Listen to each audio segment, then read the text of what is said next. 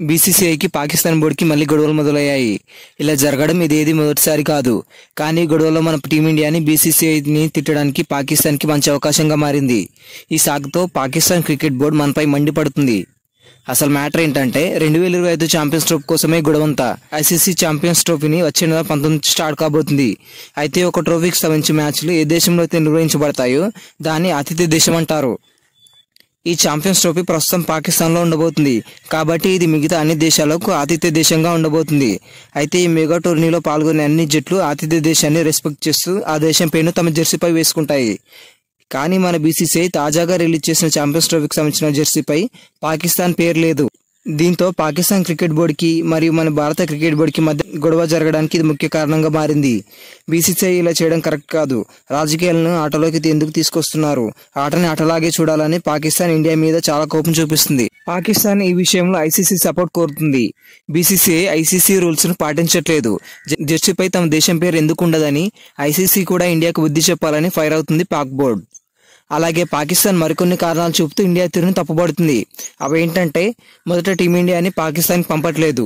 అలాగే ప్రారంభ వేడుకల కోసం కెప్టెన్ రోహిత్ శర్మను కూడా పంపట్లేదు. ఇప్పుడేమో జెర్సీ మీద మన దేశం పేరు లేదంటూ మండిపడుతుంది.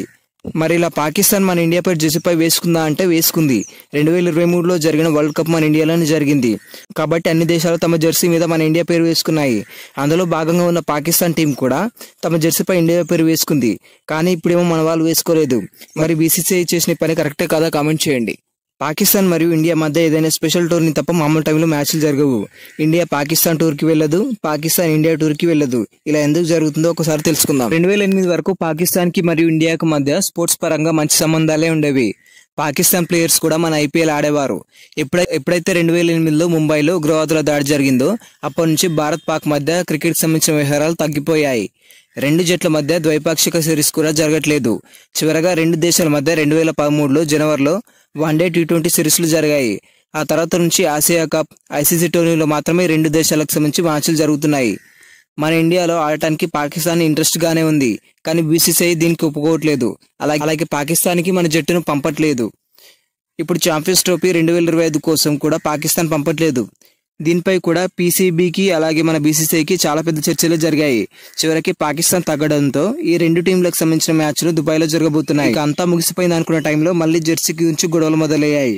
ఇవి ఇంకా పెరిగే అవకాశాలు కూడా ఉన్నాయి. ఇక ఇండియా వర్సెస్ పాకిస్తాన్ మధ్య మ్యాచ్ జరిగిన రోజు ఇక వరల్డ్ వార్ జరిగినట్టే ఉంటుంది. ఈ మ్యాచ్ కోసం క్రికెట్ ప్రపంచం అంతా ఎదురు చూస్తుంది.